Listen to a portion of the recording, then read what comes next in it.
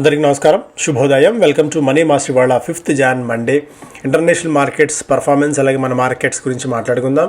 So Venezuela president America ఖైదు చేయటం, ఆయనని వాళ్ళ దేశంలోకి చొరబడి ఆయనని ఖైదీగా చేసి వాళ్ళ దేశానికి తరలించుకుపోవడం, వెనిజులా ఆయిల్ ఇండస్ట్రీ మీద తమ పట్టును కొనసాగించుకోవాలని అమెరికా ప్రయత్నం చేయటం, ఇవన్నీ కూడా గత 2-3 రోజుల నుంచి మార్కెట్స్ని అతలాకుతలం చేస్తున్నాయి. సో మనం కూడా మన వాళ్ళు కామెంట్స్లో చూస్తున్నారు, ఎంత మార్కెట్స్ పడిపోతాయి, 200 పాయింట్స్ 300 పాయింట్స్, ఇక రకరకాల చర్చలు, డిస్కషన్స్ అండ్ మెసేజ్లు ఫోన్స్లో విపరీతంగా వస్తున్నాయి. అంటే ఏదో అయిపోతుంది. ఇది 2 దేశాలకు పరిమితమైన సమస్య. అండ్ దానికి తోడు ఇది ఆయిల్ మార్కెట్ని పూర్తిగా తమ చెప్పు చేతల్లోకి తీసుకోవాలి, వెనిజులా ఉన్న ఆయిల్ రిజర్వ్స్ని కానీ ఖనిజాలను కానీ పూర్తిగా తమ గుప్పిడిలోకి తీసుకోవాలని చేసిన అమెరికా ప్రయత్నం.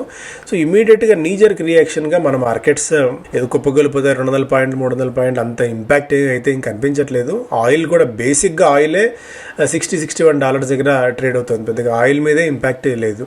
సో ఏషియన్ మార్కెట్స్ అన్ని చూస్తున్నా కూడా ఏషియన్ మార్కెట్స్లో నికే 2.5, హాంకాంగ్, షాంఘై అన్నీ కూడా పాజిటివ్గానే ఫ్లాట్గా 0.25% నుంచి 0.5% పైన, ఇంకా జపాన్ అయితే ఆల్మోస్ట్ 2.5% దాకా లాభాలతో కొనసాగుతుంది. సో అంతటి ప్యానిక్నెస్ మనం పెట్టుకోవాల్సిన పని లేదు. కొద్దిగా మనం భయపడాల్సింది ఏదైనా ఉంది అంటే ఫారిన్ ఫ్లోస్ ఏమైనా ఉంటాయా, ఎఫ్పిఐ ఫ్లోస్, అవుట్ ఫ్లోస్ ఏమైనా ఉంటాయా అనేది ఒకటి భయపడాలి. ఎందుకంటే ఇలాంటి అనిశ్చిత వాతావరణంలో ఫారిన్ పోర్ట్ఫోలియో ఇన్వెస్టర్స్ కొద్దిగా బయటకు వెళ్ళడానికి ఎమర్జింగ్ మార్కెట్స్ నుంచి, నాట్ ఓన్లీ ఇండియా, ఓవరాల్గా ఎమర్జింగ్ మార్కెట్స్ నుంచి బయటకు వెళ్ళడానికి సేఫ్ హేవెన్స్ కోసం చూస్తూ ఉంటారు.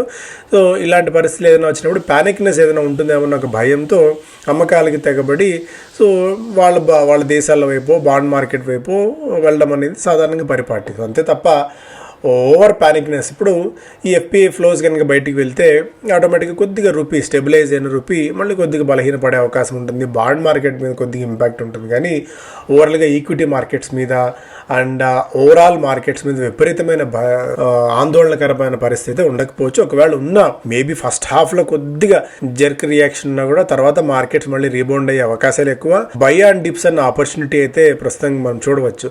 నెక్స్ట్ మన మార్కెట్స్ని ఏదైనా గైడ్ చేసే అవకాశం ఉంది అంటే ఒకటి బడ్జెట్, సెకండ్ ఎర్నింగ్స్. ఇవే stock basis, stock specific performance రావడానికి కారణం అవుతుంది. కానీ ఇంటర్నేషనల్ ఫ్యాక్టర్స్ ఏమున్నా అది తాత్కాలికం మాత్రమే.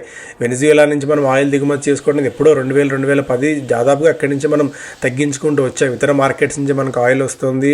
ఆయిల్ గురించి అంత ప్యానిక్నెస్ అవ్వాల్సిన అవసరం కూడా లేదు. ఓవరాల్గా ఏదైనా ఆయిల్ ఇంపాక్ట్ అవుతుందా, $60 దగ్గరే ఉంది. పెద్దగా దీని ఇంపాక్ట్ దీన్ని కూడా ఏం మనకు కనిపించలేదు. At the end of the day ఆ దేశాన్ని వాళ్ళు చేజెక్కించుకున్న తర్వాత దాన్ని ఎకానమీ బిల్డ్ చేయాలి, గతంలో తీసుకున్న అప్పుల్ని వాళ్ళు సరిదిద్దుకోవాలి. మళ్ళీ at the end of the day వాళ్ళు ఆయిల్ అమ్ముకుంటేనే ఆ దేశం నిలబడి మనుగడ సాధించే అవకాశం ఉంటుంది. కాబట్టి ఎక్కువగా ఆలోచించాల్సిన అవసరం లేదన్నట్టుగా అయితే నాకైతే కనిపిస్తుంది. So too much of analysis leads to paralysis.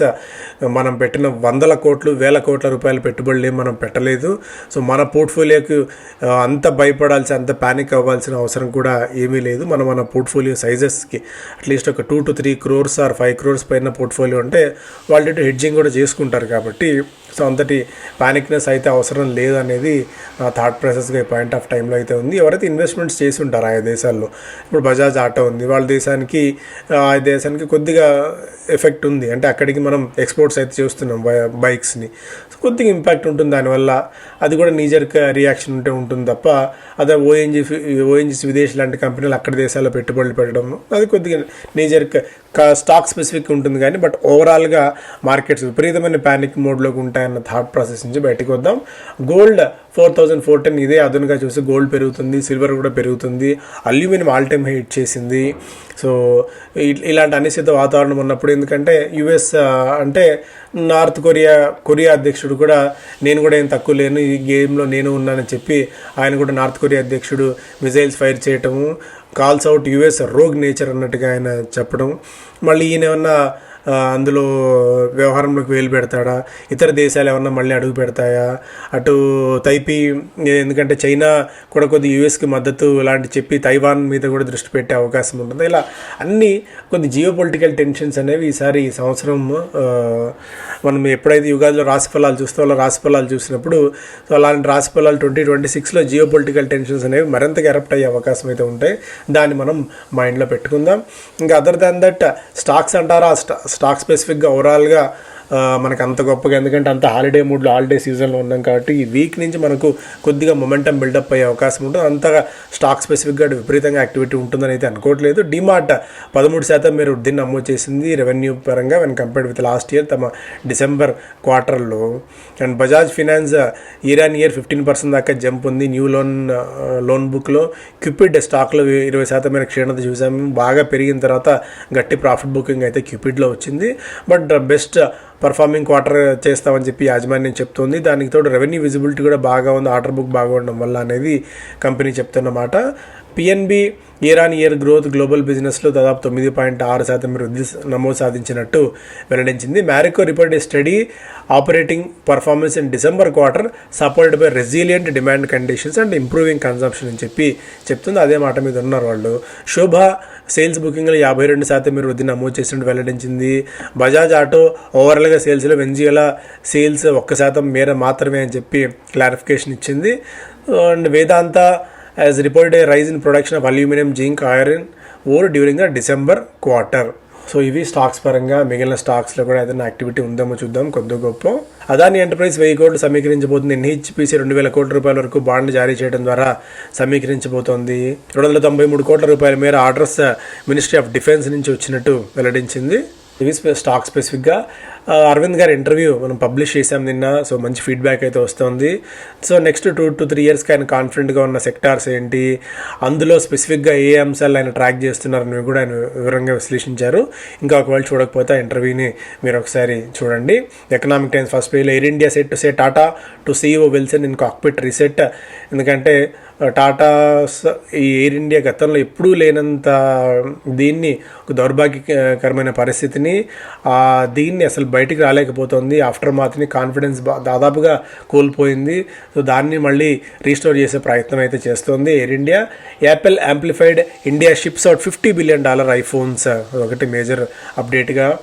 Scheme on cards to give women more financial muscle, వాళ్ళ కోసం సపరేట్గా loan products, credit cards, insurance plans అవన్నీ కూడా తీసుకురావాలని చెప్పి ప్రభుత్వం అయితే ఆలోచిస్తోంది. White good companies to face action on power play falls.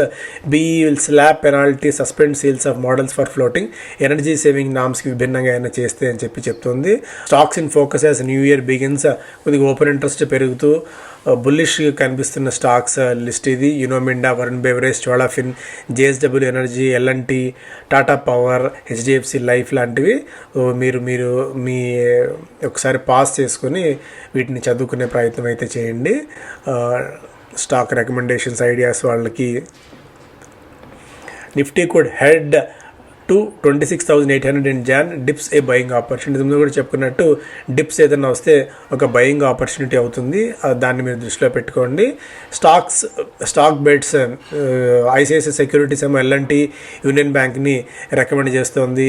SIHL ఏమో NTPCని, పెట్రోనెట్ L&T రికమెండ్ చేస్తుంది. ఇటువైపు SBI సెక్యూరిటీస్ ఏమో Glenmark and Indian pharma recommend చేస్తుంది. టార్గెట్ ప్రైజ్లు ఉన్నాయి, స్టాప్ లాస్లు ఉన్నాయి. ఖచ్చితంగా టార్గెట్ ప్రైస్ ఒకటే కాకుండా స్టాప్ లాస్ను కూడా మీరు దృష్టిలో పెట్టుకోవాలని చెప్పి సూచన. నైకా డిసెంబర్ క్వార్టర్ mid-20s అంటే 20% పైన వృద్ధిని నమోదు చేస్తాము డిసెంబర్ క్వార్టర్లో ఒక సంకేతాన్ని ఇప్పటికే ఇచ్చింది. బిజినెస్ స్టాండర్డ్ ఫస్ట్ పేజ్లో IT firms Q3 growth may remain muted, management commentary and AI led demand to be watched closely. So IT firms ఈసారి 3వ క్వార్టర్లో అంత అద్భుతమైన రిజల్ట్స్ని ఏమి ఇవ్వకపోవచ్చు, మ్యూటెడ్ గ్రోత్ ఉండవచ్చు అనేది కూడా ఒక అంచనాగా ఎక్కడైతే మనం చూస్తున్నాము. అండ్ ఇది ఆల్రెడీ మనం డిస్కస్ చేసిన అంశాలే. సో పెద్దగా డిస్కస్ చేయడానికి ఏం లేదు, పెద్దగా ప్యానిక్ ఏమీ అవ్వకండి. బై అండ్ డిప్ స్ట్రాటజీని అవలంబించండి, మంచి స్టాక్ సెలెక్షన్ పెట్టుకోండి. ఫండమెంటల్స్ చాలా స్ట్రాంగ్గా ఉండాలి, and year on year sales కొద్ది గొప్ప ఉండాలి, ఇయర్ ఆన్ ఇయర్ ప్రాఫిట్ ఉండాలి, రిటర్న్ ఆన్ క్యాపిటల్ ఎంప్లాయిడ్ ఉండాలి, at the same time margins పెరుగుతూ ఉండాలి. ఇలాంటి కంపెనీస్ని పికప్ చేసుకొని మనం ఇన్వెస్ట్ చేసుకుంటే ఇలాంటి ప్యానిక్ కండిషన్స్లో ఏదన్నా డీప్ కరెక్షన్స్ వస్తే మంచి బయింగ్ ఆపర్చునిటీ కూడా అవుతుంది. సో ఇవి ప్రధానమైన వార్తలు. Thank you so much.